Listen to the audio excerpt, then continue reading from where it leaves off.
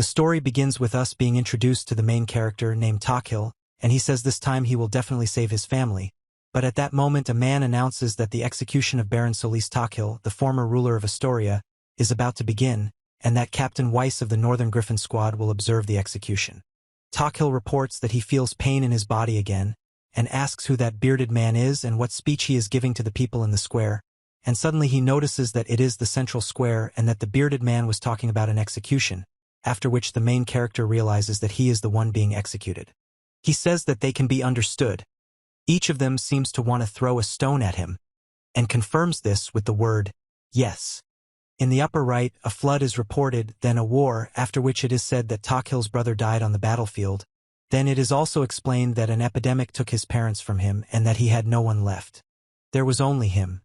The disasters did not cease. A terrible famine set in, and neighboring countries invaded their land, and people simply turned away from him, began to call him an incompetent lord. He says that all he had left was to trade his life and what wealth remained for the salvation of the people. Takil hopes that at least their lives will turn out better, says, light it up, and realizes that he will finally be with his family. But suddenly a girl sharply called out the main character's name, and Takil was only glad that she managed to live through the attack on the estate. She tries to approach him, but her path is blocked.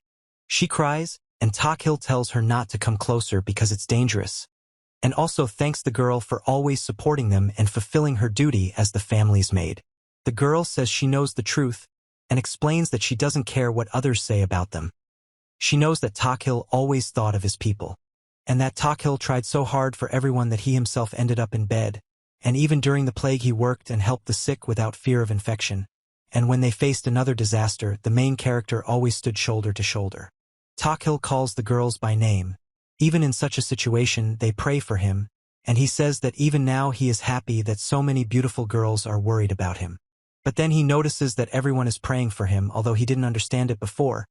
But suddenly some light appears next to him and he doesn't understand what it is, and he thinks it's hallucinations due to the smoke.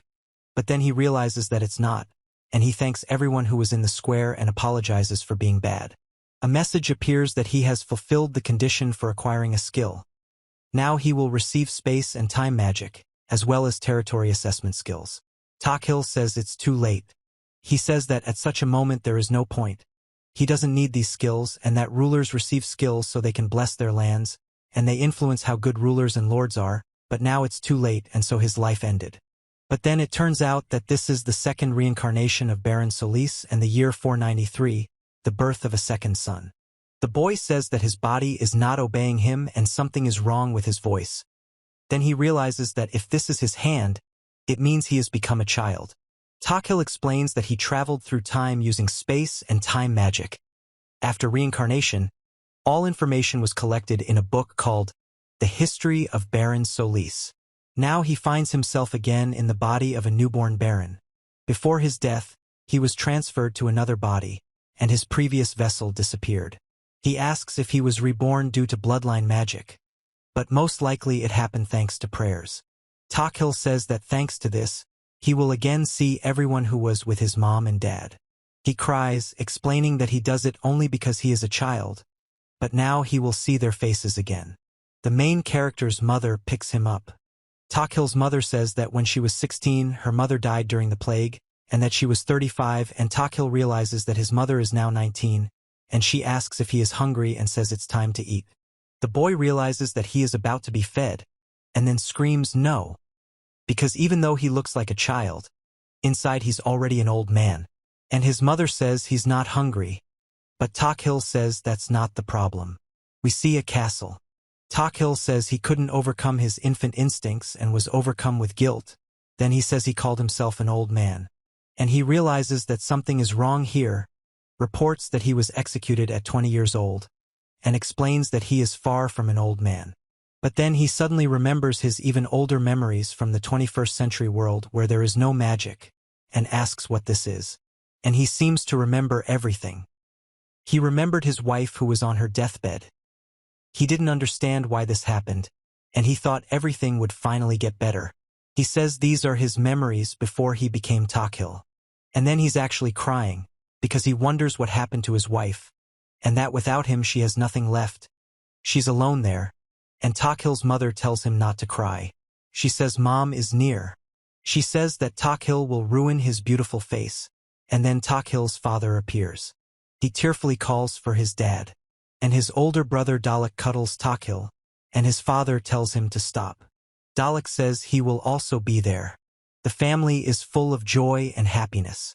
Takhil says he will have to go through this pain again and lose everyone, but he doesn't want to. He says that he already has 2 weapons of knowledge from 2 past lives, which means he has only one way out. He will rewrite history, and when he becomes stronger, he will change history a second time. And after that, he wants to go to the future and meet his wife in the real world. And not as Takhil, but as Nishida. That's his real name, and he will create a new future for his wife Yuko. Takhil understands that, of course, a baby can't do much, but he has time to think through a plan, and his determination to become stronger is unwavering. And at this moment it is the year 496 and Takhil is already 3 years old. His sister asks if he is reading again and says she came to cuddle him because he is so cute and smart, and leaving, says that Mom has a lot of work today and that he should behave well. And now he understands that he can read books even with such a body, and moreover, now he can look at the world with a different perspective. Takhil says that the development level of this civilization is similar to medieval Europe. These lands are ruled by Baron Solis, his father, and it is located in Astoria, and he also explains that these are borderlands with many uninhabited areas. The estate does not look rich, but it is quite large, such as can usually be seen in fantasy. And also in this world there is magic, and it is a tool used by aristocrats. Mages are generally respected. And essentially, the elite here have 2 main levers of power: bloodline magic and authority. The hierarchy is like in the most ordinary medieval fantasy kingdom. By the way, his reincarnation is a consequence of magic, and the history of the Solis barony is a blessing that appeared thanks to authority, and Takhil likes to read about the world in the form of a book. And so he begins with the 5 disasters. He was able to organize the information thanks to his memories, and the disasters need to be solved. He recounts that in the year 503, the Oleg River overflowed its banks and flooded the city of Gagwar. Most of the fields were lost. In the year 506, his brother died in battle against the Empire. The barony's army suffered huge losses. In the year 509, due to the plague, his father died. Takhil says this will be difficult to prevent. He is puzzled because his task is very difficult. And while he is deep in thought, his mother and maids notice him, doting on his cuteness, and it is also mentioned that Takhil sometimes fell asleep holding his head in his hands. And Takhil realizes that this is a whole mountain of problems. First he needs to survive the flood, and simultaneously gather information about the international situation and prepare for the Griffin invasion, and he must not forget about their General Weiss because it is he who will lead the troops here and the main character fears him. The first disaster will be in 5 years, but then he realizes that he is already 5, and he hasn't been able to come up with anything. He says he needs to calm down and collect himself, then reports that it is currently the year 498. Takhil says that in 499 there will be a bountiful harvest, prices will fall and therefore their income, and in the next harvest there will be little, and that they will not be able to turn to neighboring feudal lords, as this will not lead to a good result. And if he puts everything together, he realizes that he has no time at all. Takhil says that he will spend all resources before the flood, and at this rate, he won't be able to take any measures. He explains that it is important to solve problems in stages, first dealing with less significant disasters, and yet, it is necessary to consider that he was just a child then, he doesn't know many details. Fortunately there is this book, and he apologizes to his mother for disturbing her work, and says that first he needs to tackle what he can. When Takhil's mother is in work mode, many say that even professionals can't keep up with her, and he says he has a request for her, and she is happy that he asked her. He tells her he doesn't know if she can help him, but he heard their craftsmen are very skilled, and she coos at how cute her son is. And Takhil says he would like to see the workshops, that's what he can do right now. Takhil's mother agrees and says to rely on her. Eventually, his mother arranged everything. In a couple of days, with some conditions, he will be able to go to the city, and first, he must understand what the duty of an aristocrat is. And at that moment, the maid who prayed for him when he was executed at 20 years old comes to him. Her name is Eni, and he says she will go with him.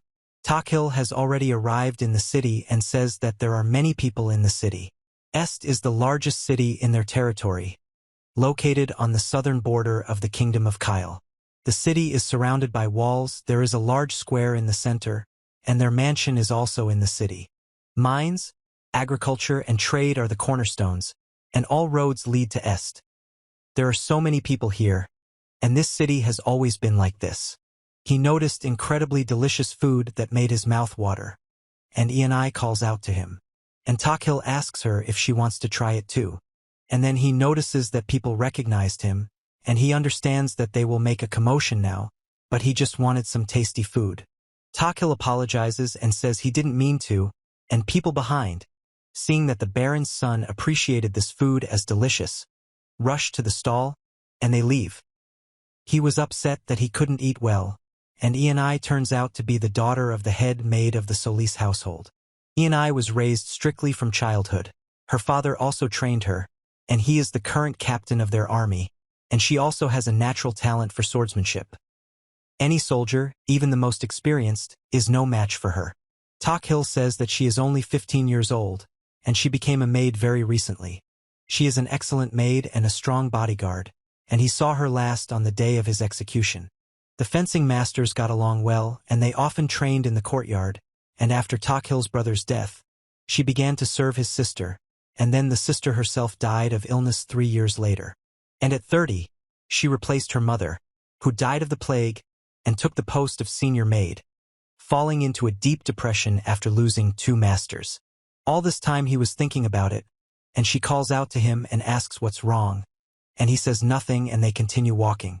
Takhil says that she is very beautiful and stately with red hair, and he says that he didn't like being around her because when he acted like an aristocrat, she praised him with such an expression on her face, that she instilled fear in him, and her praise hurt him, and he called her the Ice Lady, and he says that he himself was to blame for not always acting like an aristocrat, and apologizes to her. And he says he trusts her but is a little afraid, and his parents sent her with him to make him feel more comfortable, and he needs to be careful in the workshop. Gerd, the head of the workshop, says that this is no place for aristocrats, and Takhil and Ianai were surprised by his size. Takhil introduces himself to him and says that he is the Baron's second son and wanted to see the workshop, thinking that he would let him through. But Gerd replied that they were disturbing his work, and Ianai became furious at the disrespect shown to the Baron's son. After this, Gerd agreed to let them see the workshop, and Takhil realized that Ianai was the type to intimidate with a glance. Takhil enters the workshop and apologizes. Gerd shouts as if he could sell such a thing to a client and orders it to be quickly redone, and Gerd is already tired of constantly telling this to his workers, and the main character and Ianai stand in shock. And Ianai says that it's not really suitable for the Baron's son here, to which Takhil replies that he likes it here, it's like nostalgia, and then tells her to forget what he said. Takhil says that this is a familiar society, and remembers how his boss told him that he could only answer yes.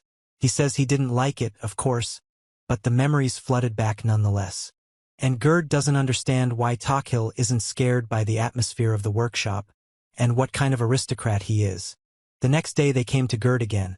He asks if they are really here again, and Gerd and Ianai thought he was tired after one trip, but Takhil was made of entirely different stuff. The main character says he called Ianai the Ice Lady, but he realized she protects him. He understood the atmosphere and realized that he couldn't talk to anyone because everyone was busy working.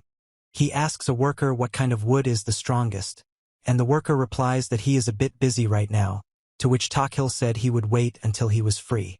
And Gerd notices that the boy is trying to talk, and another worker asks where the delivery is going. Takhil is still trying to talk to the worker. After that, the man addresses Takhil as young master, and Takhil responds with a question. The man asks Takhil about woodworking. Takhil replies that it's better to be honest. When he says that he wouldn't say that, but there's something he'd like to do, and that way they can understand him. Takhil asserts that it is made of wood. Then he agrees.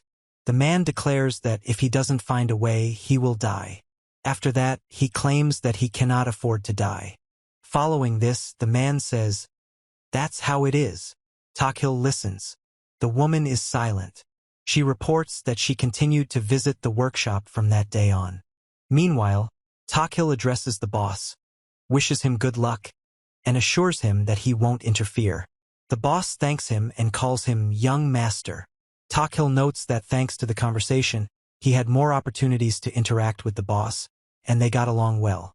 He says that they also get along well with other craftsmen. The man offers to show. And then the man addresses the young master and asks what it is. The boy asks what the form is for. The man replies that he would like to make it from durable wood and asks if there is suitable wood. At the same time, Takhil acknowledges his inadequacy. The man tells Kapil that he is young but has potential, and asks the young master to talk to Carl. Carl reports that he is pleased to meet the young master. The boy replies, "Yes, boss." Furthermore, the man expressed hope for successful cooperation. The man asserts that everything is fine, and the woman indicates that he is often in the workshop. The man replies that if he wants it, he should do it. The woman notes that he spends little time with her. The boy leaves mother, father, the woman wishes him good luck. In addition, Takhil agrees and explains that he has been visiting the workshop for 3 months. The boy assumes that this is most likely the case. He reports that they finished a model that is more than a child's toy.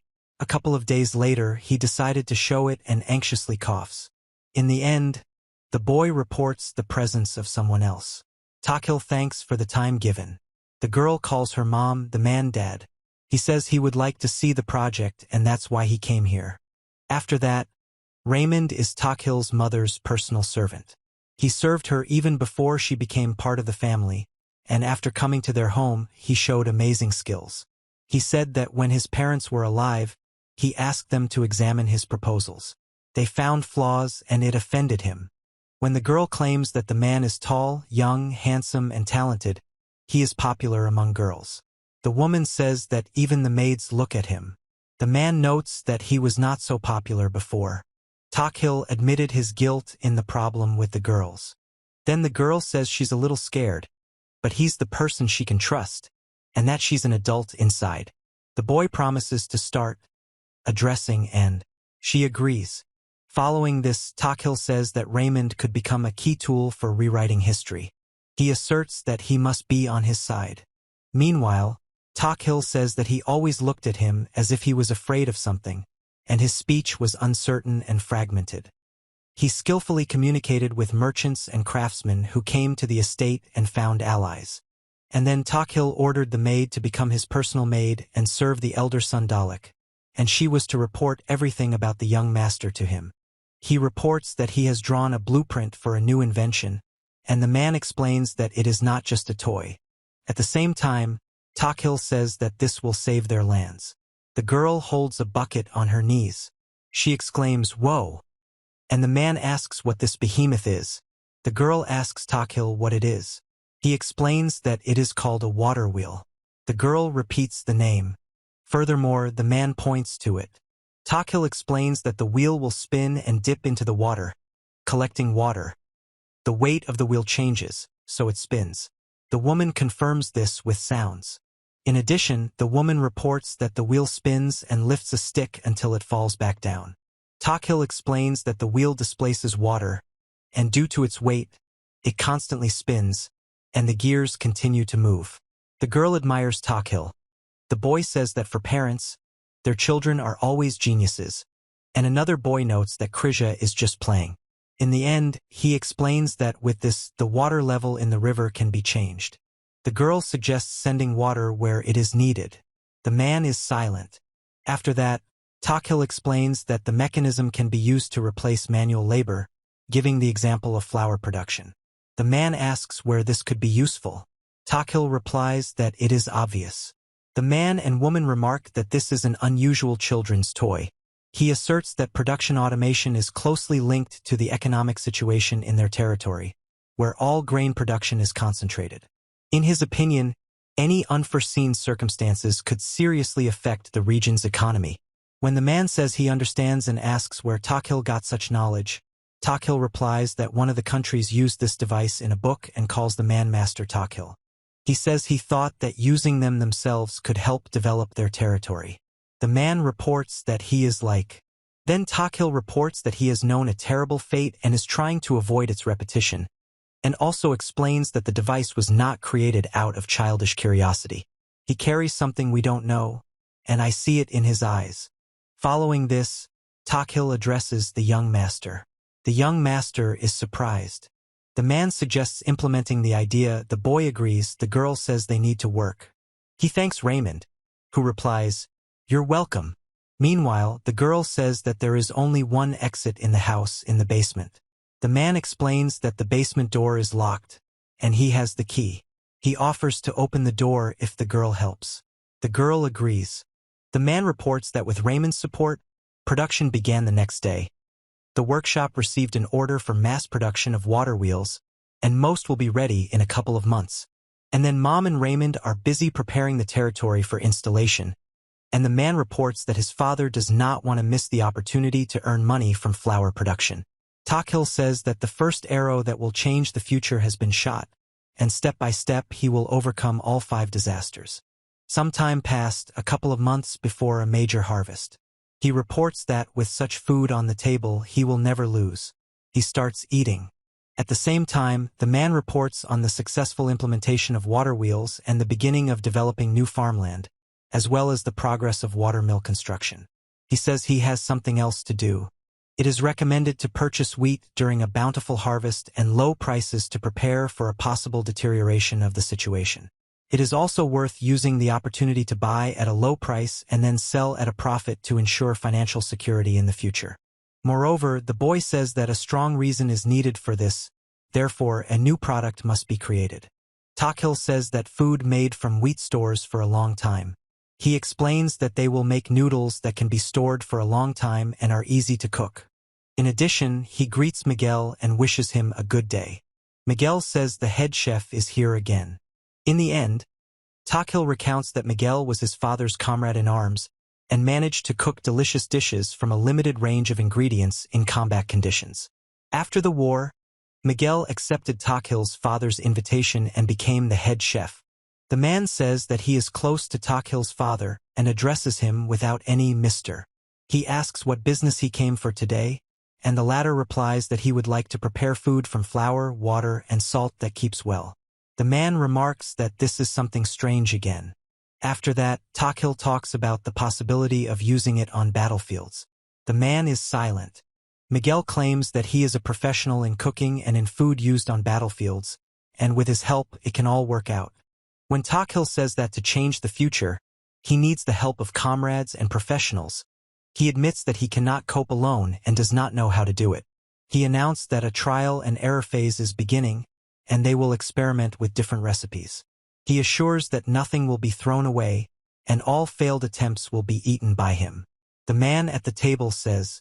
Then Takhil reports that after a couple of weeks of suffering, everything turned out well, and thanks Miguel for making it before the big harvest. He explains that there is no miso or soy sauce in this world, and the kingdom has no access to the sea, so seafood is unavailable. Because of this, something is missing, perhaps seasonings. The man says he would also try it. He reports that he wants to try it. The girl. Following this, Takhil says that something else is needed that can help with sales. The girl reports that then she will try it too and asks if he will go there too. Takhil suddenly realizes something. He demonstrates 3 needles on the fingers of one hand and holds a scroll in the other. Meanwhile, Takhil suggests adding noodles to a container for quick cooking. He specifies that there are many monsters south of them, separated by a large bamboo forest, where there is a lot of bamboo. Takhil notes that bamboo grows quickly. He explains that they cut a hole, fill the container with noodles, add seasonings, pour in water, and heat it. The result is a delicious-smelling noodle soup. And then Takhil says, "Noodles, little noodles." Miguel reports that he has been saved, and the instant noodle project is complete. The man asks how to get it, sitting at the table. At the same time, Takhil explains that now this can be sold as supplies for famine or wartime. Then he asks what that sound was, and reports that his father will surely like it. He claims that everything has evaporated. He explains that bamboo released moisture, but dried bamboo will catch fire. The man exclaims and makes a sound of surprise. Furthermore, the woman says, styrofoam, and it's a pity it's not available. The man reports that he was irritated, and so a couple of months passed, the time for a major harvest arrived, and this marked the beginning of the 5 disasters. In the year 499 of the Kyle era, a large harvest began, but the wind brought black volcanic ash from neighboring countries, portending the end of the Solis barony. Moreover, the woman expressed a desire for the harvest to ripen sooner, and the man noted that a good harvest was probably awaiting them. The boy reports that it is volcanic ash from a volcano in Griffonia. The woman hopes it is not a bad omen. In the end, Takhil says he hopes so too. The caption states that he is 6 years old. The ash came from a volcanic eruption in the Griffonia Empire. After that, Takhil reports a decision to use the ash to accept the offer. The man notes that it's time to meet and thanks and, according to the book, the ash will not cause harm, but a sense of danger is needed to launch the next arrow. The harvest this year will be abundant, but the next one will be the opposite. When Takhil says that they must survive the bad harvest at all costs, because if they fail here, the other disasters will crush them, the girl agrees. Takhil reports that they have started mass-producing flour and noodles, but this is not enough. He explains that they do not need to wait for help from. The man claims that the only friendly territory is the Cornell barony, but they will be busy with their own problems and won't be able to help. He also notes that they need to cope with the bad harvest themselves, especially when the war with Griffonia begins. Then Takhil says that things are not as they appear at the water wheel presentation. The text block reports that a 6-year-old child will meddle in the affairs of their territory. He recounts that upon acquiring this territory, his father found only small settlements here, and most of the land was unused. The abundance in the territory was the result of his parents' efforts. Following this, the woman claims she was an earth mage specializing in land and soil assessment. The man recounts that his father possessed space magic, a spatial storage that allowed him to store a large quantity of any items in a pocket dimension. He explains that his father used harvests and materials from mines that he found. Takhil reports that his parents are great people who achieved much in one generation, and wonders if they will accept his proposal. The man congratulates the father and says he has heard about this year's abundant harvest, which makes people very happy. Meanwhile, the boy claims that a surplus harvest creates problems. Farmers pay taxes with their harvest, keep some for seeds and sell the rest. Takhil explains that in this world, taxes depend on the amount of land one owns. With a good harvest, farmers will receive more, which will lead to a decrease in market prices and a reduction in the lord's income. And then the man asks Takhil if he will explain it in words, and confirms his agreement. He believes that a large harvest has its drawbacks, so he has 3 proposals that will help avoid the problems associated with it, and this will allow them to be ready for potential threats, and a large harvest is an excellent opportunity to implement these 3 things. The girl says the first concerns noodles. Takhil explains that when wheat prices fall, long-term food can be produced for later sale. The girl adds that they are also working on instant noodles for use in the fields. At the same time, the girl offers to pay farmers for noodle production. The man agrees. Takhil considers it a good start. Furthermore, he reports that the second proposal is the construction of granaries in case of a bad harvest. The boy proposes buying a portion of the harvest from farmers at the usual price to reduce its quantity on the market and stabilize prices. In case of crop failure, the reserves will be given to the farmers. In addition, Takhil finds the idea interesting and explains that farmers will receive the same amount of money they invested, and in case of a failed harvest, they will get it back. He also adds that he declares that people will appreciate the increased loyalty and expresses gratitude. Raymond supports him and expresses gratitude. In the end, Takhil talks about the third most important thing. He says that the appearance of ash indicates a possible major eruption. He read this in books. After that, the boy expresses an opinion about a bad harvest. The man explains that the eruption can affect the harvest and advises buying grain at a low price to prepare for a possible crop failure. He warns of the likelihood of a bad harvest next year. Takhil claims that it is necessary to take a risk, even if the harvest is bad. This is his only chance to convince them. He asks for it. When he says to trust him, Takhil names himself. Then the girl says that her boy is doing well. Takil says, "Mom." The woman thanks him for his attention and suggests he leave. Following this, the girl hugs Takil tightly, and he says it's working. The man reports that their plans are about to change and says that today's meeting will end. Takil is surprised. Meanwhile, he reports that he succeeded and explains that all this time, Takil admits that he always ran away from problems. He thought he was worse than others or was afraid to show himself. And then he says he should have done it earlier. He reports that he lived the life of a simple office worker. He had no children, but he dedicated his life to his wife. He explains that in the end they died, and he thought he would never see them again. He says that this actually applies to Takik too. The boy says that bullying at school made him insecure. His ideas were often stolen by colleagues, so he couldn't express himself. He mentions that his wife Yuko, with whom he has been married for 20 years, is consumed by work. At the same time, he realized that he had put his wife in a difficult position. Takil recounts that after emerging from a coma, he started any job, his income stabilized, and he saw her smile again. Moreover, the man died from overwork and left his wife alone. Takil said he was afraid to move forward and only ran backward until he found himself on a cliff, with no way forward. In addition, he states that he will now create the lost future. Takil claims that he will change gradually. In the end, autumn of 499 arrived, and the harvest season was about to begin. The season of abundant harvest has arrived. Wheat ripens longer than in Takil's world. Farmers rejoice at the bountiful harvest. It is currently the year 499, early autumn. After that, a voice reports that this only led to a fall in market prices, but Takil reports that his mother and Raymond issued a decree to build a granary to reassure the farmers. When grain prices plummeted, the granaries were almost ready. Perhaps they had a similar idea, which is why they believed and decided so easily.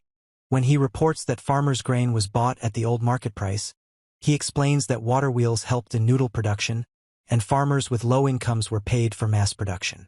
Elsewhere it says, on the other hand, the man decided to earn money and is ready to act. Then Takil says that he is in good shape and his eyes lit up. He is ready to show his spatial magic. He reports that he will soon demonstrate his spatial magic, and decided to buy wheat cheaply from neighboring territories without mentioning his name. The man says he guessed that he could do that and used this wheat in noodle production. Following this, the man reports that when they earn from the wheat, 10% of the income will go to Takil. He recounts that his father was confident in this plan.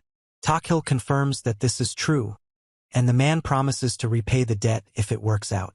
Takil expresses gratitude. He recounts that his friend repeated a scene from his favorite novel and promised to do the same for him. He was amazed. Meanwhile, the boy says that only blue-haired maids should do that, and then screams that he ran away. Takil explains that until he gets up, he feels like he's living in another world and rejoices at the price changes in neighboring territories. He asserts that a lord should be exactly like that, and there's no doubt about it. He does this for their territory, which is why he often goes outside the city. This sounds interesting, and he confirms his words, explaining that this is the ideal opportunity to shoot the third arrow. And then Takil asks the girl if she wants to see the granary construction. The boy explains that a lord's son has no business there, as she is only 6 years old. He asserts that he wants to go and asks why. The girl and the man are silent. At the same time, Takil reports a proposal for the construction of granaries and expresses a desire to hear the people's opinion personally. He believes that he should become a worthy assistant to his brother. He says that farmers might think they are planning to profit from them, so he asks why now. Furthermore, Takil wants to see how people have embraced the granaries and considers this the ideal reason. He explains that, as an adult, he completely disguised himself as a child. The man ponders, saying, The girl says that's all, and he reacts with surprise. In addition, Takil believes that this is not a sufficient reason. He asks what the smile is about and what she wants to hear. Then he wonders if this is the only reason, and starts to speak, but interrupts himself with He wants to see the world outside, to see Astoria, Mom and Dad, and considers it unfair that he sits at home.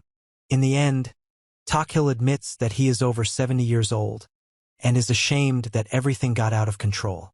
He notes that this now sounds like the truth. He says that his mother always understands everything and reminds him that safety is paramount. You can only go outside the city with Raymond. The man is surprised. He admits that he underestimated her.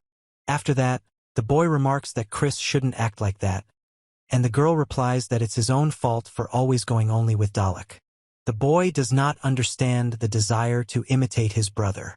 When the girl says that if he opposes her decision, the man reacts with fear. Takhil advises not to interfere with Raymond at the construction site and considers this the right choice. He says that this is how he managed to reach an agreement. Then he reports that there are many bandits and monsters in this world, and it is even dangerous to move through their territory. The man calls Takhil. He turns around. The man reports that the young son of the Baron has left, so it was decided to increase security.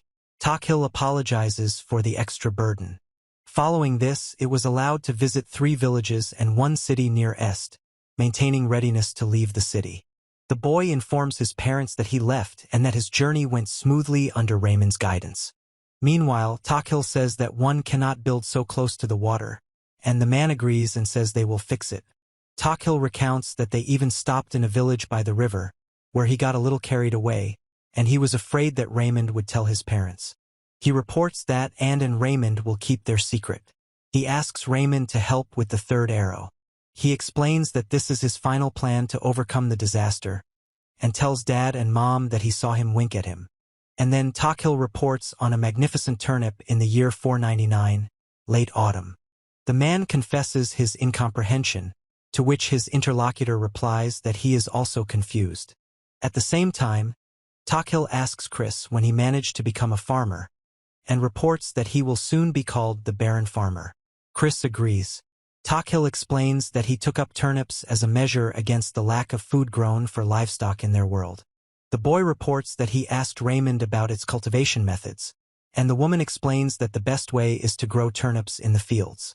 Furthermore, Takhil reports that he asked his father to find a merchant to buy turnip seeds. The man explains that he had to pressure the merchant through his mother. Takhil recounts that Miguel was busy creating turnip recipes, and his diet consisted only of it.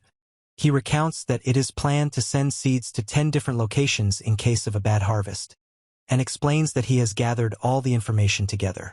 In addition, the boy talks about the experimental cultivation, and notices dirt on the boy's face, touches his cheek, and he thanks her, expressing his feelings. The boy admits that sometimes and scares him, but he appreciates her help and support. Takhil is silent. Then he says it won't work this time. The boy asks why. Takhil replies that they did everything they could and are ready for a bad harvest. The boy notes that he probably doesn't need it.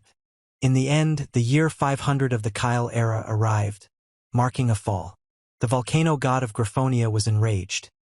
Black clouds filled with ash covered the kingdom of Kyle, leading to drought and crop failure, causing the people to starve. It is reported that it is the year 500 of the Kyle era, spring S city. After that, the boy asks his mother if it will be dark today too and if it will always be so dark, and says he wants to see the sun. The mother says that it seems it will be, but everything will be fine, and their Lord's blessing will help them. A month passed, the clouds cleared, and the sky became clear again. Everyone was happy to see the sun, but the rain did not come. All the crops would wither. Fear gripped the hearts of the people, but they were ready. When Takhil announces the launch of the water wheels, the man says they will send as much water as they can, and warns to make sure nothing breaks. The man replies that he understood. He asserts that they need to overcome the disaster, to prevent the river from drying up, despite the crop failure. Then Lady Chris instructs Raymond to keep her informed of all information about other countries and territories, even if it seems insignificant. Raymond agrees. The girl says that now she must give it her all. Following this, Takhil reports that his mother and Raymond issued a decree that lowered taxes and began distributing supplies from the granaries.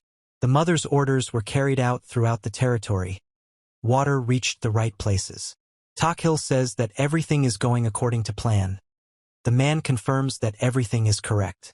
He reports that some say they saved their lives, but it's too early to relax. They need to keep an eye on both finances and supplies. He asks if this means they will cope.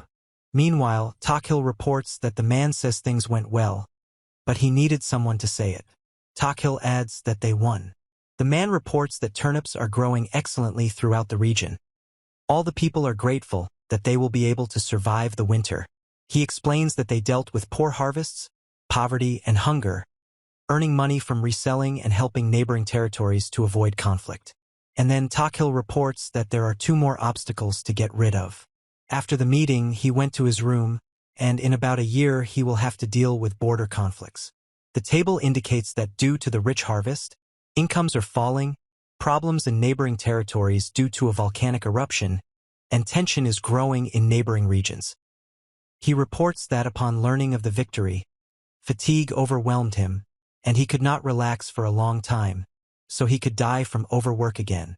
The man hears a voice from his father's study and wonders if it's coming from there. At the same time, the boy reports that he can no longer take it and asks why all this is happening to him, because he is about to burst. Takhil explains that it is probably because of him. Takhil says yes. It is reported that it is now the year 500 of the Kyle era, and the action takes place in Takhil's room. Takhil screams, wondering why everything is like this. The woman says there is nothing cute about it, and the girl notes that Takhil has serious problems and asks if he is studying.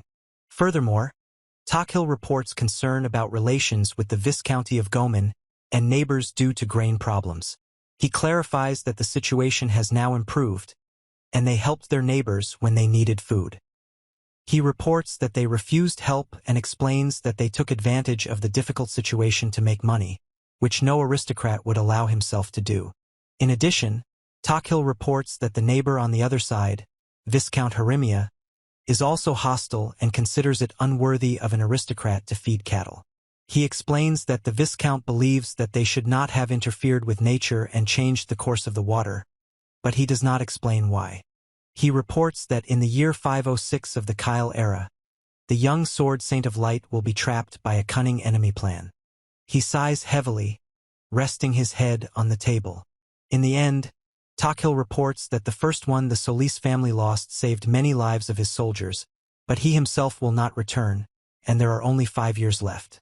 He says that his brother is a very strong swordsman who was clearly not defeated in a fair duel. He reports that he was trapped by a cunning enemy plan. After that, Takhil talks about the need to restore order in the city. The girl addresses her mother, and the boy makes a frightened sound. The boy reports a proposal, the man shouts his name, and he replies that it is interesting. When the girl says they should try, in the city of Astoria, a man in a cloak leaves, leaving a body on the floor. Next to a sack sits another man in a cloak with a staff. Then the man reports that refugees are being accepted there, and another man says it seems so. Takhil recounts that when the future changes, new events will appear. Problems with the Viscounties reminded him of this, but he hadn't even thought about it. He goes, before him will stand the one he feared most, Captain Weiss. Following this, Solis von Takhil reports that he is in Astoria, a territory in the Kingdom of Kyle, belonging to his family, and is living his third life. Takahiro Nishida reports that he became a recluse, caused trouble for his wife, and then died from overwork. He says that his family had to face many disasters, but they coped. Meanwhile, Takhil reports that before his death, he gained an ability, spatial magic was activated, and thus began his third life. He states that he will change the future and protect his family, after which he will use magic again to make his life with Yuko happy. The 8-year-old boy claims he has finished his homework. And then Takhil reports that during all this time he has mastered at least 15 years of aristocratic education, explaining that this is his third life and that he simply does homework from morning till night. He puts on his jacket and goes downstairs. The girl asks if they are leaving again. He replies yes, and reports that he will go with them. At the same time, the girl offers to take Mr. Takhil's jacket, but he refuses. He asks if the other boy has already run off, and that boy in response makes a sound of fright. Moreover, Takhil addresses his brother, and another man says that their son has already finished his homework. This is about the Solis family, Solis Vondalik, 11 years old. He asserts that everything is fine with them and asks to leave something, to which he agrees. The man confirms his words. In addition, Takhil reports that at just 13 years old, he will show his talent in swordsmanship. At 14 will be his first battle. And by 16 he had already made a name for himself, and his neighbors feared him. He explains that last time he was much more useful because he did absolutely nothing. He declared that he would not allow this and would die in battle if he followed the same path. The man asked Takhil why he was staring. In the end, Takhil says that they are hiding something from him again, and the other Takhil replies that it's not true. On the right page, the boy says he'll buy something tasty on the way home and leaves. On the left page, a refugee camp in Estonia is mentioned. After that, the woman reports that it has become noticeably calmer here. Takhil says it's thanks to everyone. In the upper right corner, it is reported that last year the entire southern part of the kingdom suffered from a huge amount of ash caused by a volcanic eruption in Griffonia, which caused drought and crop failure. In the lower right, it is said that neighboring viscounties could not cope with. When Raymond and other people set up a refugee camp outside the city walls, they were concentrated in one place and received temporary housing, food, and noodles for sustenance. Takhil asks if they will look in on the administration. The girl replies, "Of course." Then the woman announces the need for registration and asks them to form a queue. Claire explains that they will fill out information about name, gender, relationships, and previous occupation. The boy asks where they came from. The man replies that they are from a village east of Astoria, and confirms this. Following this, the woman announces the completion of registration and issues cards for food and work, warning not to lose them. The woman reports that a number is indicated there and cannot be changed. The girl thanks her. The woman explains that work can be found on the bulletin board. People are currently being recruited to improve the refugee camp. Meanwhile, Takhil informs about the need to go to the consultation room through the central door and expresses gratitude. After that, he clarifies that the next one. The woman reports that the gentleman has arrived, and the man notes that Claire is doing an excellent job. And then the woman thanks Takhil and calls him Master. A refugee from the administration thanks for the housing and payment. Takhil asks about the whereabouts of Mr. Takhil. At the same time, he says that this is unexpected, and reports that the young master genius is here. The man exclaims, "What genius?" The man addresses the girls, asks them not to do that and to return to work. Takhil apologizes. Moreover, the woman apologizes and admits that the idea was hers, while he merely did not wish for such a turn of events. The woman asks how things are going here, and the girl reports that everything is great. Some of the workers are refugees. They quickly settled in and are helping other people. In addition, the woman says that everyone here is grateful to Takhil for the delicious food and work. She says that she lived in an orphanage and is pleased to see such a thing. The girl reports that she is distracted from work. Takhil tells Claire. In the end, the girl thanks, and the woman replies, "You're welcome." Takhil said it was time to help the others. The woman stated that organizing the refugee camp was necessary to fight the next disaster, but not all things were needed immediately. After that, he reports that the queue is long and asks to stand here, and the girl explains that, even in a basic form, they managed to organize this quickly. The text block clarifies that the cards were custom-made by Carl, and they were thought of almost at the last moment. On the right panel, Takhil says that he recommended Claire for this position because of her professionalism. On the left panel, there is a card with a bird image and an inscription. When the fourth arrow was released, the girl says something else has changed, and, who was always by her side, became very gentle with her, as did Raymond. The man reports, "Ah, yes." Then Takhil reports that she no longer scolded him and treated him with respect, even though he is noticeably younger than her. He adds that sometimes she exaggerates and that the ice lady is no more. The girl became an indispensable ally for him. He explains that everything was going according to plan, but recently they received a message from the Viscounty of Goman requesting to send the refugees back. Following this, Many refugees fled from Harimia and Gomen. They didn't care where they were from, but now that they had received a written request. The boy says that without this problem, people from Gomen will not receive help. The text nearby indicates that refugees also face difficulties. Meanwhile, Takil claims that many people may be concealing their origin from Gomen, and there is no way to verify this. He asserts that they have no choice but to continue working at the same pace, and asks them to form a queue. And then Takil says that it is necessary to stand in line, especially if one is not from Astoria, and specifies that they will ask for a name and place of origin. The man says goodbye. At the same time, the man reports that they were Viscount Gomen's mercenaries and asks if they can get food. Takil says, noting that the man is very honest. He says they need to respond in kind, and asks if they were truly mercenaries of the Viscounty of Gomen. Furthermore, the man declares that only he violated the contract. Then he announces that he got rid of them so as not to waste food on them. After that, he adds that then there are no problems. Takil reports that it was difficult for them, and if they register at the counter, they will immediately receive food, and also explains that they just need to queue up and register one by one. The man reacts with a silent exclamation. In addition, the man thanks and he promises to return. Caption: a couple of hours passed. Takil helps with the dishes and says it's him. In the end, the boy recounts that at the counter, he was told that he was the son of the local lord, and that the entire camp was his idea. He explains that people are always angry with him because he doesn't look like an aristocrat. The boy confirms. After that, Takil reports that the system is amazing, and the man apologizes for the lack of politeness. Weiss Schwarzfock reports that his name is Weiss Schwarzfock. When Takil reports that he is the second son of Baron Solis, he expresses pleasure at the acquaintance. The man thanks on behalf of 30 mercenaries, explains that he looks young but is the leader of the double-headed hawk mercenaries, and says thank you. He claims that it's amazing how young he is. The man asks, "Is this Weiss Schwarzfock?"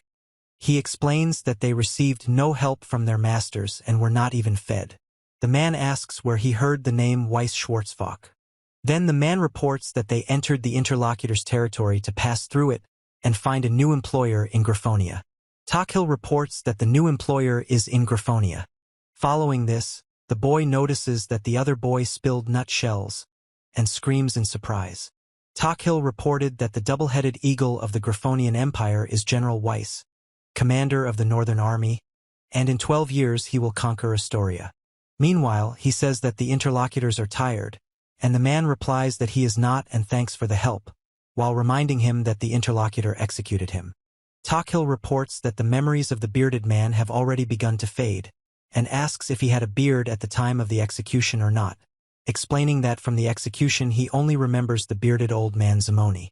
Takil thanks him, and then the boy says that they are ready to help and repay if needed, and asks them to call upon them. Takil says not to go to Griffonia. At the same time, he reports that it is an emergency. The man says they need to figure out what to do now. Furthermore, Takil suggests considering ways to avoid death. The young general of Griffonia recounts that he fought on the southern front of the empire and was a brilliant tactician who never lost. He supported the third prince, therefore becoming a key factor in his ascension to the throne. The Black Hawk reports that he is the commander. In addition, Lord Takil declares his intention to go to the battlefield. He states that after the third prince ascends the throne, an invasion of their kingdom will begin. Takil notes that despite the enemy's numerical superiority, he must fulfill his duty and choose the shortest route south. He reports an urgent message. A huge number of people are approaching from the demon land. There are more than 5,000 of them, although there are 50,000 imperial soldiers here. He secretly detached a part of the troops to break through to the capital. In the end, Takil reports that he decided to hold them back so that people could evacuate. Then General Weiss accepted his surrender and guaranteed that the people would survive. He reports that he was treated badly in the Viscounty of Gomen, so he swore allegiance to the Griffonia Empire.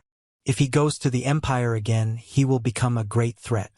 The man explains that given how he was treated in the Viscounty, the situation is complicated.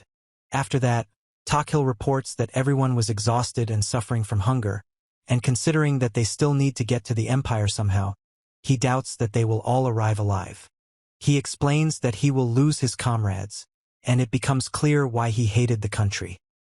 He reports that a true aristocrat would not profit from the country's disasters, and scolds the other man for constantly trying to interfere. He shouts that when Takhil says that a normal attitude towards mercenaries would have helped the country fight back. He stated that he was unable to stop it. Then Takhil states that at the moment there is no need to hire so many people due to the lack of military actions. The man asks if they could hire mercenaries, given their financial situation. He warns of war and defeat if nothing is done. The man asks what he is talking about. Following this, Takhil says that nothing comes to mind, curses, and reports that he needs to find something to cling to. He warns that they have one chance before they leave the city. Meanwhile, Takhil says it's time to use his childish face and reports that he will have to befriend Weiss. At the refugee camp, he announces that he is starting to screen mercenaries. And then Takhil says that he continues, and at the same time explains that this is exactly what he is doing. The boy assures that this is the end and thanks for the training. The man clarifies that he himself was the son of a local lord there. At the same time, Takhil greets Weiss and reports that his parents have given him permission not to worry. Weiss says that he can learn a lot by observing him, and adds that he was allowed to help at the administration counter, not to be here. Takhil explains that Weiss praises him too much. He reports that he read something in a book and wanted to ask about it. The man asks what exactly. He says that the Kingdom of Kyle and the Graphonia Empire have a very strained relationship. Moreover, the boy asks if a new war might break out, and the man says he understands and is interested in this question. Takhil reports that the empire is at war with another country and plans to go there to find work. He mentions that he received the rank of general. In addition, breaking through the kingdom would require many people. In its current state, he would not risk attacking the kingdom. The Imperial Knights Order currently has about 30,000 cavalrymen, who are considered the strongest warriors in the kingdom. The man says that if, in the end, the boy admitted that he doesn't know how to play baseball, to which Takhil replied that it's not a problem, as he doesn't know how to either. He says these are mountains on the border, and here they have a road to the capital, which is difficult to travel due to interference from other aristocrats. He clarifies that here they have the Southern Gate Fort. After that, Takhil explains that one can avoid battle with the Margraviate by flanking. The troops will go left, split, and pass through the Viscounty of Harami. Then he says, and so, he said they would be able to attack Astoria without serious opponents, and the capital would be close. The man is silent. When Takhil reports that he just thought about it when he read the book, and worries that this place will turn into a battlefield, the man looks at him. He says he has a few problems with the interesting plan. The boy explains that he didn't want anyone to be wary of him, and asks how this idea came about. He reports that it just seemed like it would be easier that way. Then the boy explained that a large army is needed, the demon territory is behind them, Imperial soldiers know about the taboo on demon land, and the roads are bad, which will make supply difficult. Takhil warns of the unfavorable situation and the inevitability of clashes with monsters, which makes continuing virtually impossible. Following this, he asserts that he does not consider it expedient, confirming this with the word aha. Takhil assures that he knew his route and successfully made his way through the demon lands on horseback. He admits the danger of demons, but thanks to the Empire's knowledge, he was able to act. Meanwhile, the man declares that thanks to this, he will be able to achieve victory on his own terms. Takhil says that in the past life they did not meet, which would lead to her death. He asks if he should worry. The man replies that it's an interesting idea, and Takhil apologizes for his foolishness. And then he says that if the Imperial Army were to use the strategy, they would need a base behind them because the Margraviate could catch up to them and strike from behind, which would mean defeat and something else. Takhil asks about Mount Tigan. The man replies that he needs to think, and asks where this base was established. The girl confirms. At the same time, he claims that it is close to the border and the position there is advantageous, and also transmits information about a settlement where people make a living by hunting demons. The boy says they wanted to pass through there to reach the empire. Takhil claims that's exactly how he attacked. Moreover, he says that these conversations will lead nowhere, and reports that he needs the best strategist he knows. The man explains that he needs help and asks what's wrong, as he was told it was urgent. Takhil agrees and apologizes for the delay. In addition, he would like to offer something to his parents, but doesn't know how. Takhil says he would like to. Raymond reports that he understood and asks for help. Takhil thanks him and asks if he has already agreed. In the end, the woman apologizes. He reports that the tea is ready, and then asks if it is tea. Takhil warns. Hasty decisions lead to mistakes. After that, he says that tea calms. The man reports that the tea is ready. The boy is ready to begin and wants to make 2 proposals. When Takhil says that he would like to accept the refugees as his citizens, it is difficult for them to accept so many people now, but they rely on them, and this will be an excellent chance to improve production in their territory. He asks his interlocutor what he thinks. The man replies that he considers it useful, but is interested in how they plan to implement it. Then Takhil reports about Mount Taigan and suggests sending new citizens there for development. He asks why Mount Taigan might be useful, and then reports that most of the refugees are from Goman and Harami. He thinks his interlocutor has already understood everything. Following this, Takhil proposes using Mount Taigan as a strategic position for strengthening and possible colonization of demon lands. He says he understood and asks what his second proposal is. Meanwhile, Takhil mentions the second and asks if he knows about the double-headed hawk mercenaries. Takhil claims to have heard. He reports that he spoke with a man who seemed experienced and talented. Previously, they regularly dealt with border defense and strengthening military forces. He believes that such mercenaries should not be missed, as they would be very useful. And then Takhil says, He believes this is an excellent opportunity to strengthen forces and should not be missed. They can afford to spend money on bodyguards to hire those they can trust. He suggests hiring 30 people, although it will be expensive. Then he asks for his interlocutor's opinion. At the same time, the boy asks if that's all that Lord Takhil wanted. And Takhil replies that it's as if he can see right through him. He says that and has already told him everything and reports that he has already figured everything out. Moreover, Takhil says that they will use them not only as soldiers, but also give them other work to earn money. He expressed a desire for Weiss to train him, as he considers him an excellent swordsman and tactician, and trusts him. In addition, Takhil believes that they need to start with the simplest things. He asserts that they can agree on the first proposal. However, he believes that his reliability should be confirmed before giving him the role of a teacher. The boy makes an O sound. In the end, Takhil says, by the way, and asks what his plans are for the future. He declared that he would support his brother as heir, and he himself would strengthen the economy in the new lands, making Mount Taigan a fortress. He noted that he would not give these lands to anyone for the common good. After that, Takhil says, understood, and you can leave the rest to me. The man reports that Raymond told him everything and says that Takhil cannot sit still. The woman reports that they have excess funds. But the man explains that he understands how much money they will need. The man says that they might not even get back 10% of what they spent. The woman asks if he is sure, and the man explains that he would not want to provoke the viscounts further. The woman says that, when the woman says that politics are Takhil's problems, she advises him not to worry. Takhil says that he is only concerned about the lives of ordinary people and that this is an excellent chance to obtain resources. He explains that he feels sorry for his father, whom his mother keeps on a short leash. Takhil reports that it's something like that. Then he reports that in the matter of managing the new lands, they will wait until he is 15, and for now, fencing will also be delayed. The man says he leaves it to him and Raymond.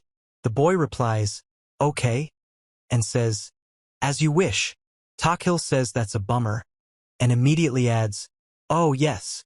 Following this, the man offers 50 gold coins as a reward for achievements, emphasizing their value and the need for economical spending. He notes that for ordinary people, such an amount is unattainable for several years, so it is important to use it wisely. He also clarifies that for a child, 50 gold coins is a significant sum that will be directed towards the next goal. Takil regrets the failure in fencing, but believes that Raymond will be able to restrain them, and they will have to wait. The man apologizes. Meanwhile, the boy addresses his brother. The girl expresses confusion. The man addresses Dalek and apologizes for interrupting the discussion. The girl expresses a desire to speak. The man speaks of a bad feeling. The boy is silent. And then Takil says that he says that he and his brother want to train under Commander Weiss, the mercenary leader, and asks for it. The man reports that he cannot believe the help that appeared unexpectedly. He is surprised and asks where the help came from. At the same time, the man asks Takil if he wants to be trained by the mercenary leader, and Takil replies that he will go there too. The girl asks Dalek what happened to him. He remains silent. The man asks Dalek to elaborate, to which he agrees. Moreover, Takil claims that there are 9 ranks of swordsmanship, determining a swordsman's skill level. He clarifies that most soldiers have low ranks, but his father and 2 other people in the territory have high ranks, and no one is stronger than them. In addition, Takil asserts that their army is famous for its bravery, but in reality, they have few experienced swordsmen. The father agrees. He reports that the 2 other people, besides his father, received knight titles and rule their settlements, and he will not be able to train with them. The man is surprised that he found this out himself.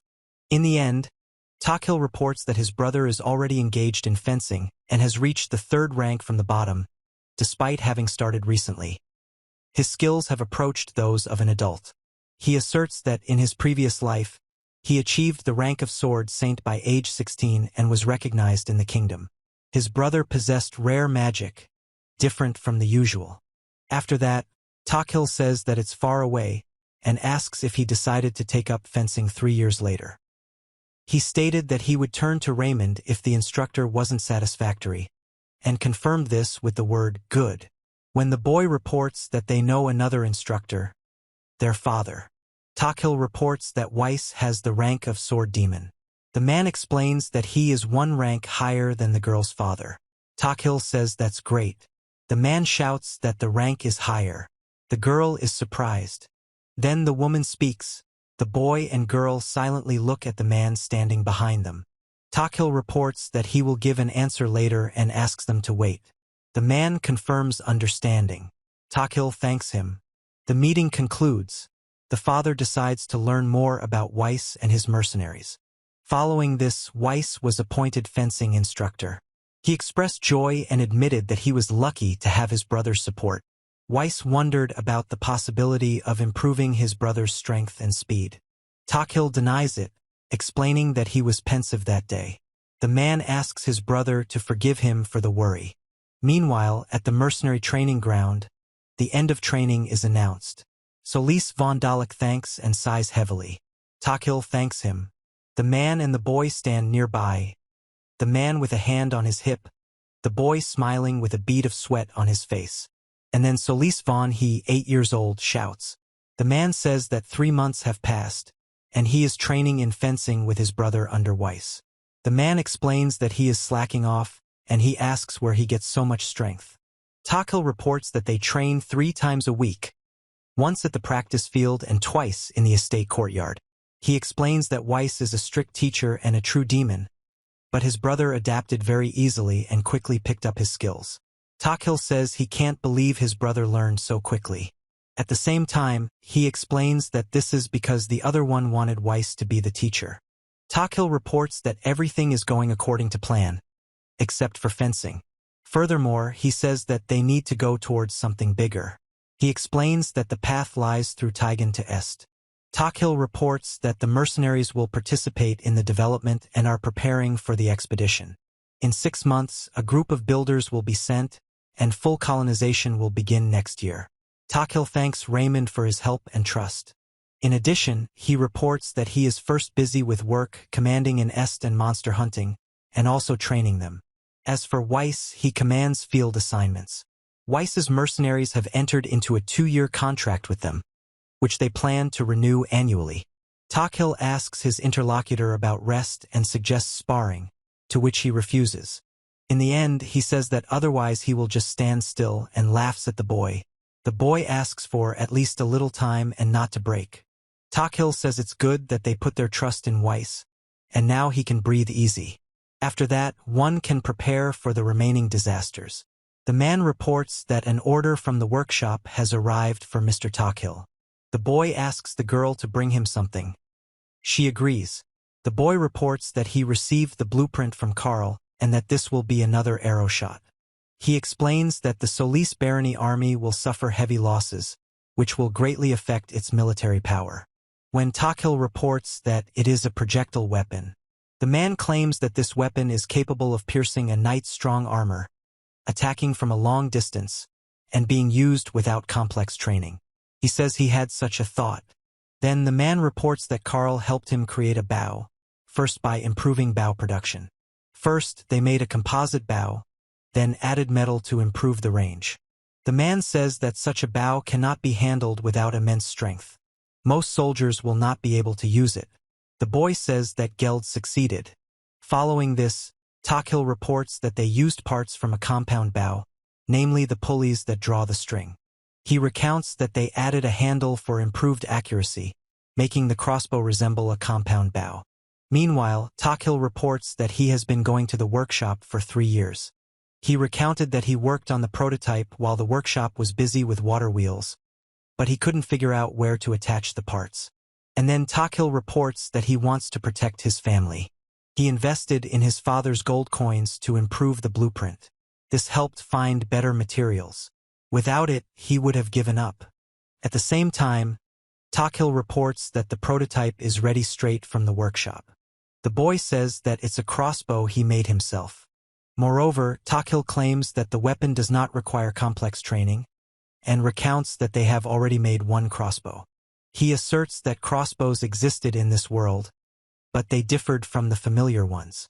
Here, they are rarely used due to their slower rate of fire compared to bows. In addition, in history, crossbows had their weaknesses. In Japan, there was a dispute between Japanese bows and firearms. In the Middle Ages, there was a debate about the advantages of the crossbow and the bow. Takil clarifies that in the Kingdom of Kyle, training is required to use bows, while in the barony, soldiers perform various tasks. He says that he is already on his way and calls for training. In the end, he says that all that needs to be done with crossbows is to aim and pull the trigger. Takil said that he asked Raymond to keep the crossbow a secret and asks him to trust him. He is ready to shoot another arrow. After that, 2 days passed. The scene takes place at the mercenary training ground. The man says good morning to the teacher. The man talks about the young master. When the girl reports that she could carry it for them, Takil asks what they have with them. The woman reports that she wanted to show. The boy asks for an opinion. The man says to look and expresses surprise. Then Takil says that this is an unusual crossbow.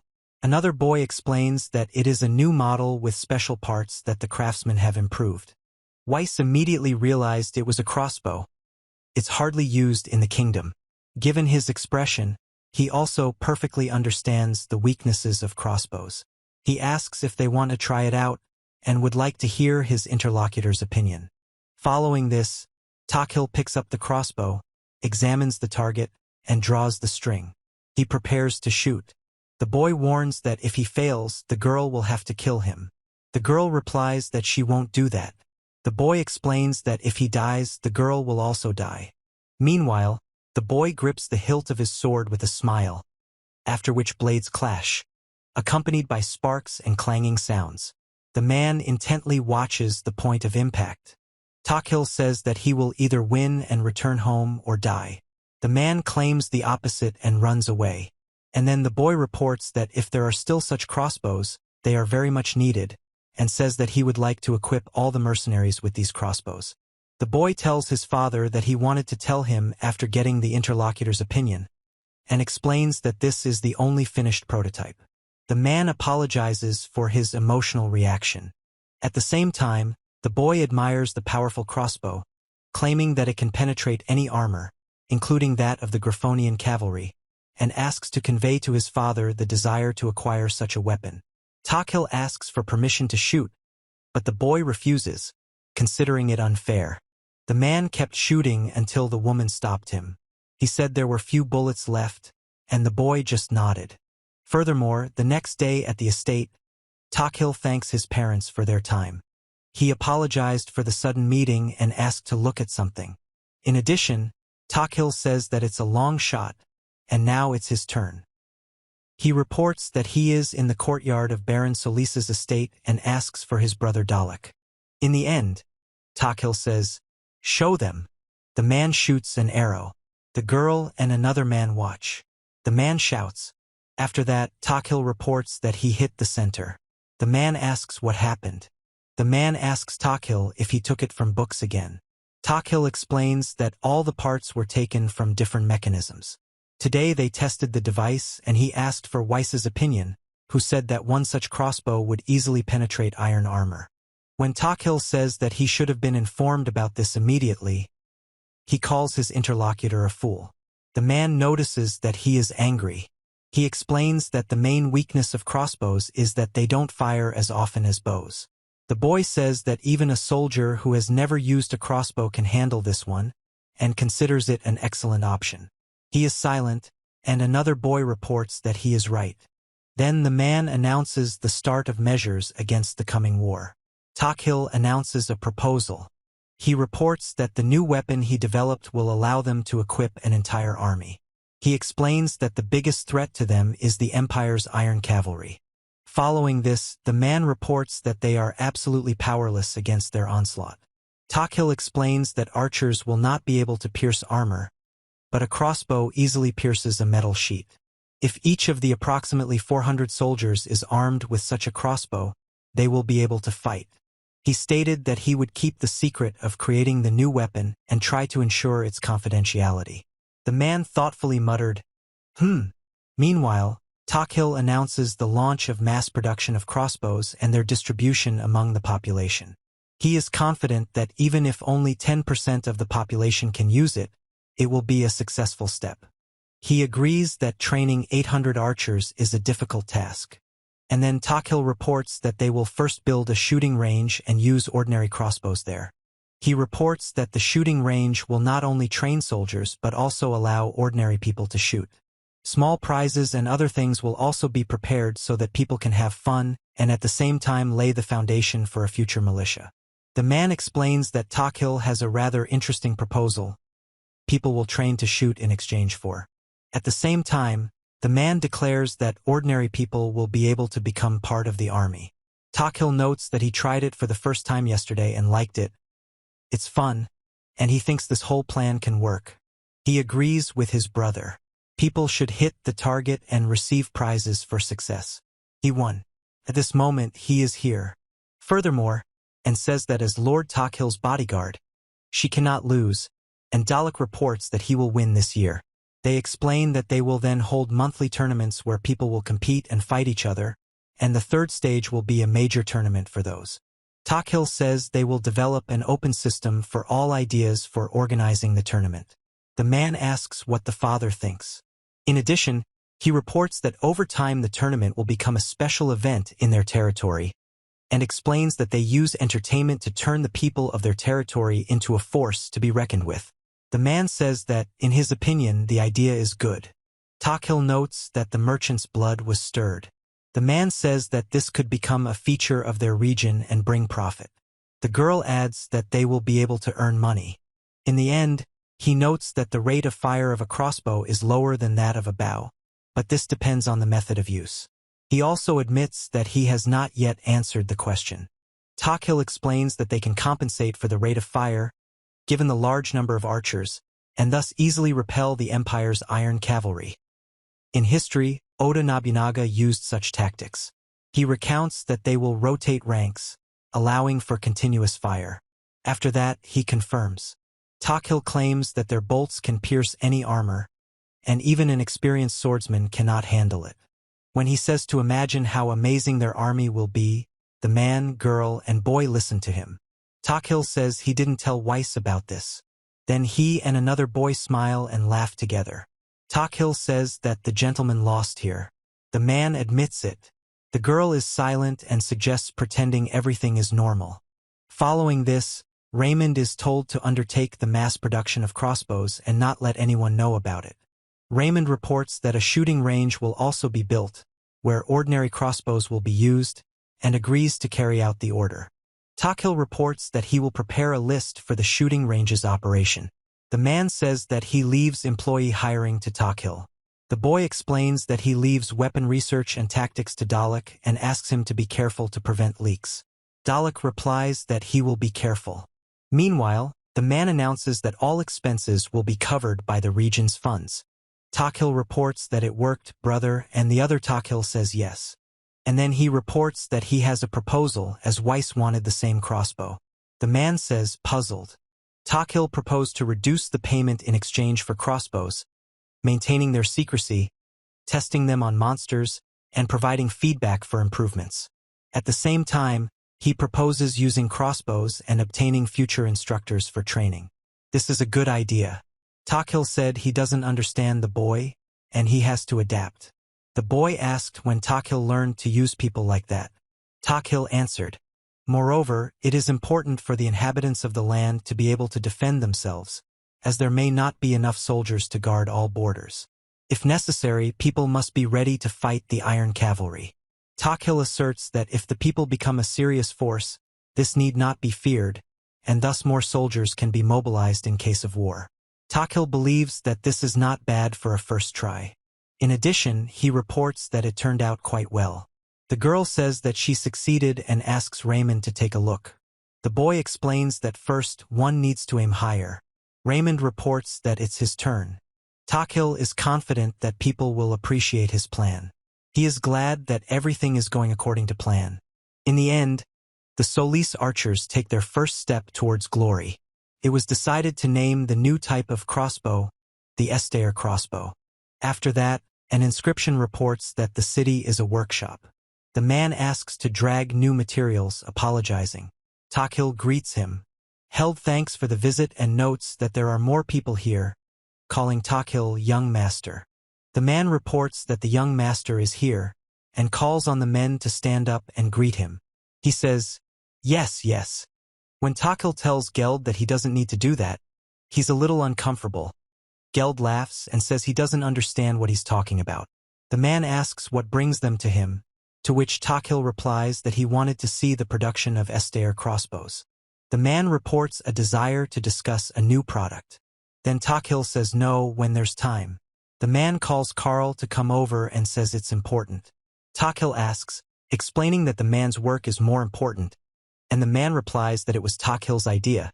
So listening to him is also their job, and adds that a watermill is still needed. He reports that they have another room where they can talk and not disturb anyone. He asks what's in there. The man asks him to come in. Following this, Takil tells the man to look. He asks what it is. He explained that it was a crossbow capable of firing multiple arrows, and that this was a priority project for the production of crossbows for Estair. The man added that everything was going well. Meanwhile, the man explains the arrangement of the bolts and demonstrates how to reload the crossbow. Then he explains that drawing the string allows a bolt to be fired. The man claims that the Zhuge crossbow was invented by Zhuge Liang. And then Takil says that he had many hobbies, one of which was his love for the Three Kingdoms era and all content related to it. He explains that this interest might help solve the problem of rate of fire, and suggests trying to create a corresponding device.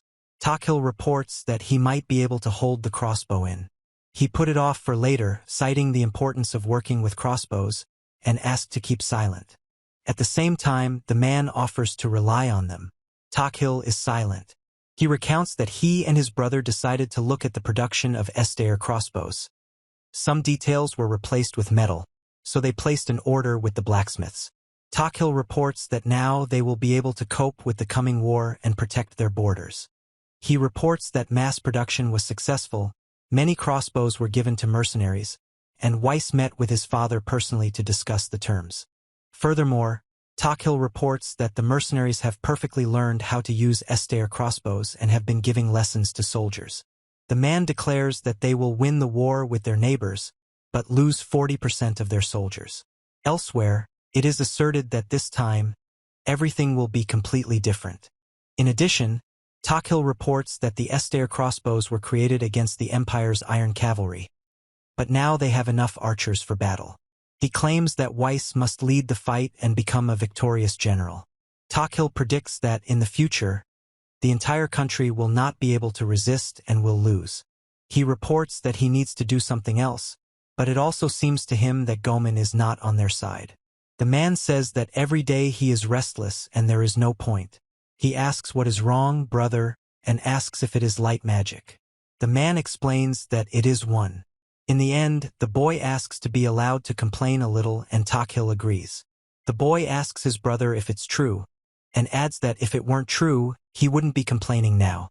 The man is surprised. He says they need to talk to Weiss and then says in surprise. After that, Takil suggests talking to his father to avoid a scolding. The man asks a question. Takil is confident that this is an excellent chance to defeat the Empire's iron cavalry. The boy agrees. He declared that it was time to fight. When in 502 of the Kyle era, Marquis Goat of the Griffonia Empire invades the kingdom of Kyle, the border baron Hasberg gathers the troops of neighboring aristocrats and meets him at the border. But the army of Viscount Hire, on one of the last days of summer, a messenger from the border baron Hasberg arrived in Est. Then the man reports signs of invasion from the Griffonia Empire. He explains the need to gather troops and advance quickly to the southern gate fortress.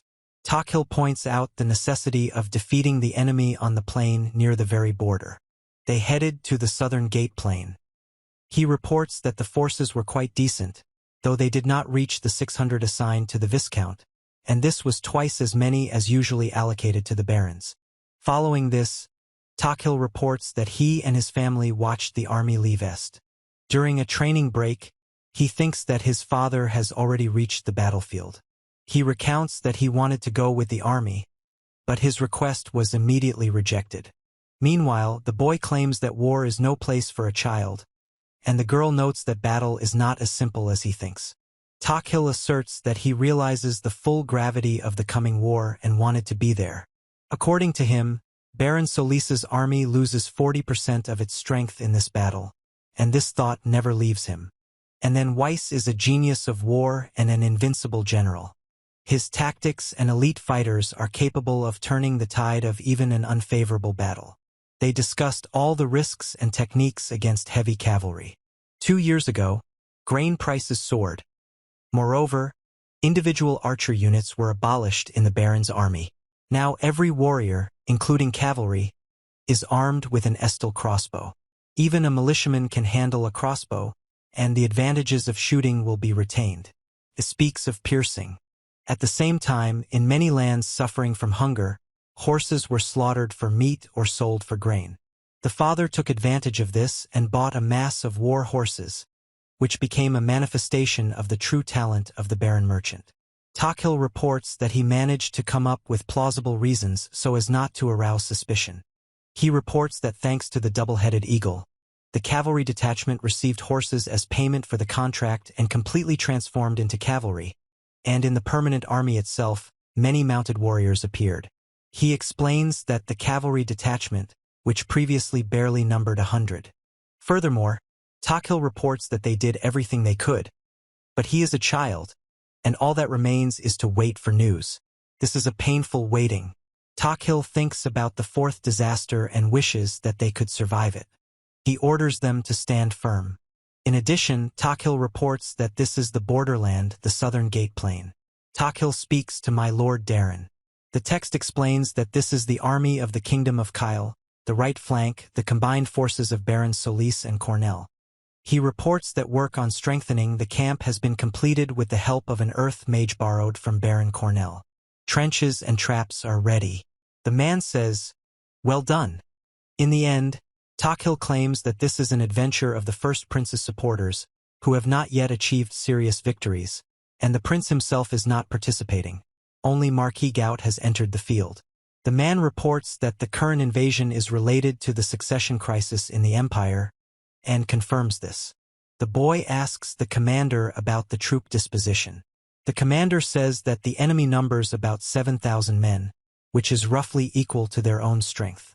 After that, Takil explains that they chose a crane wing to encircle and meet the enemy, and the opponents quickly formed a fish scale formation, preparing for an assault.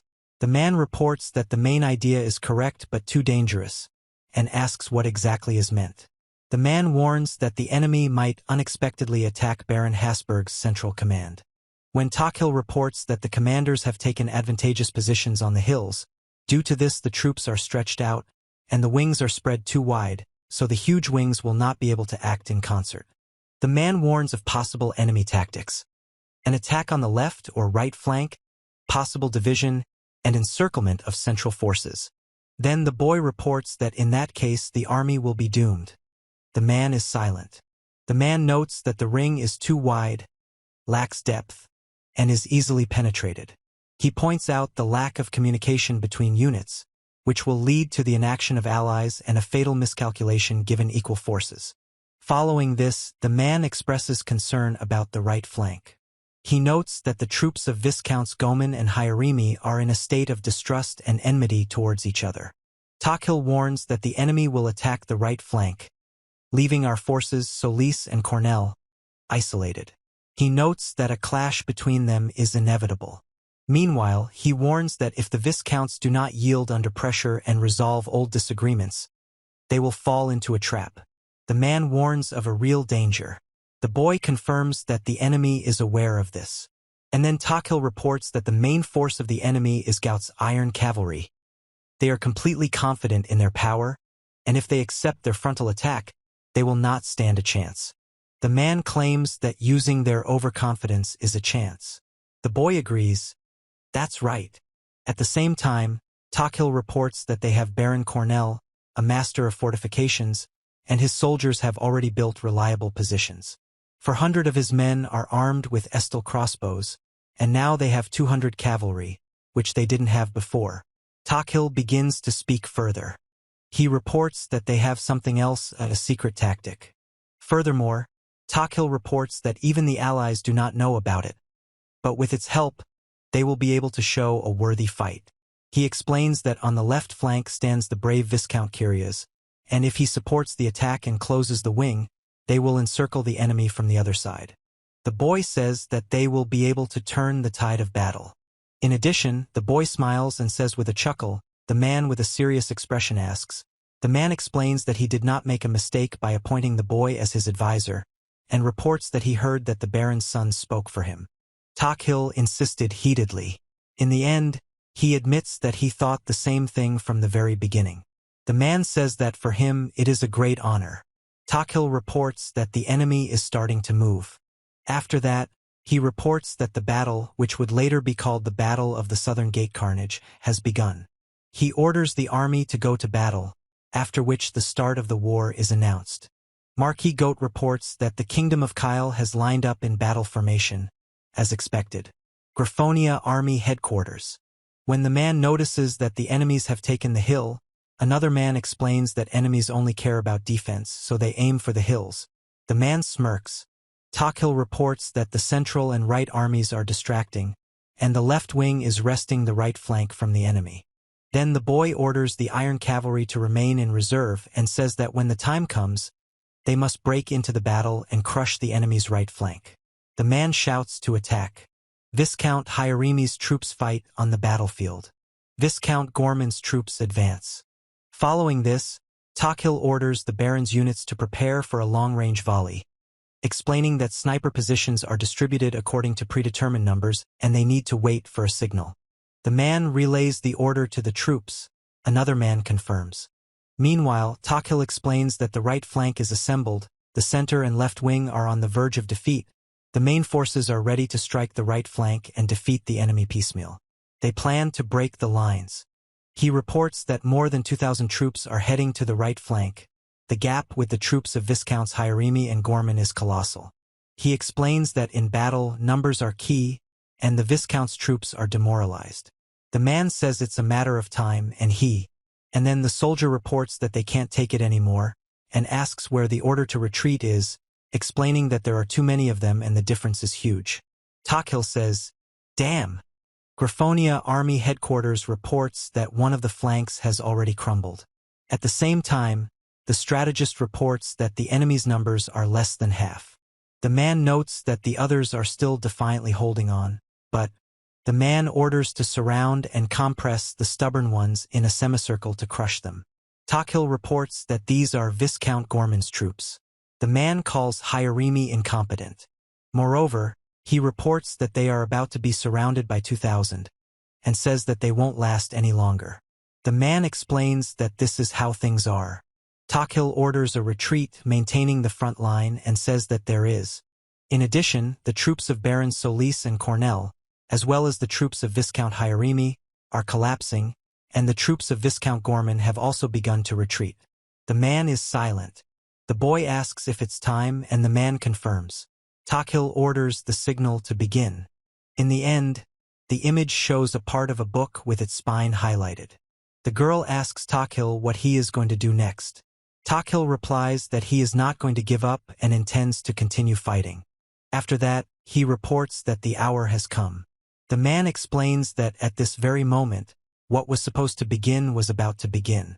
Takil reports that this is the headquarters of the Griffonian Empire Army, the domain of Marquis Gout. The man says one needs to look at the enemy's confusion and laughs. Another man explains that it's all thanks to the gentleman's shrewdness and the valor of the elite troops. When he reports that it's time to teach them a final lesson. The man orders the Iron Cavalry to attack the enemy's right flank, bypass it from the rear, and bring back the head of the border marquis. Takil indicates to start with those on the edge. Then the boy shouts that they need to crush them. The man reports that it is the Iron Cavalry. Then he explains that they are coming straight for them, and asks if this is reinforcement from the center. He says it's impossible. If the center moves, the enemy will go for the marquis. Takil recounts that the battlefield changes in seconds. Below Takil. Following this, the man reports that he cannot afford to lose. The man in armor is silent. Several warriors with bows clench their fists. Takil says that his father stood here many times. He orders them to check the arrows, load them, and take cover behind the inner rampart, not to come out without a signal. Meanwhile, the soldiers report the signal. The man asks if it's not Lord Darek, to which they reply that it's too dangerous for him to be here.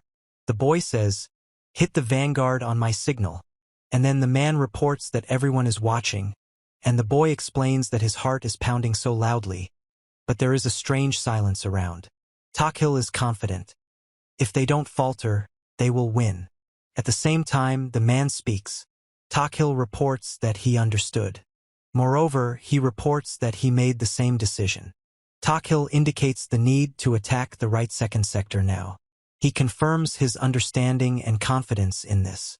In addition, he claims that he believes in himself and in Takil, his brother. Baron Solis's mansion, inner courtyard. Takil says his spell is useless. In the end, he says that light is not suitable for combat, only to blind for a moment. Takil considers the swordsman his brother and regrets that he has no fire or lightning. He is not interested in tricks. Another man claims that light is not dangerous, but merely flashes, considering it a useless skill. He asks if light is flying. After that, he declares his ability to emit light. Another man insists on a demonstration. He agrees, and flashes of light emanate from his hand. Takil says that the girl is surprised. When the light flashed and died out, the man said it was incredible. He exclaimed that it was amazing magic, and the man asked what was happening. Then he literally dragged him to his father to report. At the training ground near Est the next day, the man asks his brother to show the master. Takil agrees, and the man remarks, "That's how it is." Then he explains that there is nothing here but a flash. Takil says that it will only flash again and wants to go home quickly. Following this, the boy asks what would happen if light was released in front of a galloping horse. The man turns to Takil and says that this is how he arrives at something on the battlefield. He reacts with surprise. Takil says that the loss of vision for riders at full gallop can decide the outcome of a battle, and confirms this with the word yes. Meanwhile, he warns that Lord Derek's magic could become a dangerous weapon. He notes that his training has improved the accuracy and range of light, helping him understand his intentions. The man expresses irritation due to a lapse in concentration. Takhil says that mages are rare, especially in the kingdom. There are few of them and almost none in the empire. And then he explains that most inherit their gift by blood, meaning they are noble and well-born, and such are not sent to the front lines. The boy says that if there is one mage for hundreds, then the girl says that this is what Takhil means. At the same time, he asks, "Why father and mother?" The man and woman are silent. The boy says it's too early to go to the battlefield. Takhil reports that he knows how hard Dalek trained. Dalek asks Takhil to be quiet and says that he proved the effectiveness of his magic against the Empire's iron cavalry. Moreover, he reports that he is only 12, and the girl claims that she will not allow him to be sent where blood is spilled. Takhil says, "Mom." In addition, the man next to Chris observes what is happening. Takhil screams, "No!" The man and the girl look at him in surprise. Takhil reports that at first, he was simply jealous of himself. In the end, he is younger, but everyone admires him, which is unfair. Takhil said that he is strict but fair. He is tired and eats making sounds. Takhil reads a book in the library. After that, he explains why he tries and why it is important to him. Takhil reports severe pain. When Takhil reports that it is envy, he claims that it is not stubbornness or pride. Then Takhil wants to protect his family. The boy screams that he sees nothing and says his eyes hurt. The man with a bandage on his head asks what is happening. The man in armor expresses surprise. Following this, Takhil orders them to stand still. The man shouts, then speaks calmly, and Takhil begins to curse. The knight asks about the flash, then reports that he slipped and makes a dis sound. Meanwhile, Takhil reports the sound of impact and makes an ah sound. The man believes that fallen horses, any bump or hole are trifles for them. And then the soldiers report that the iron cavalry is falling one by one. They are surprised that they are saved, and ask if it's Lord Darek. They cheer and say that they did it. Takhil calls Lord Darek. The inscription reads that this is the army of Marquis Hasberg. The man claims that the iron cavalry has been defeated and Baron Soames has something planned. At the same time, the man notices it.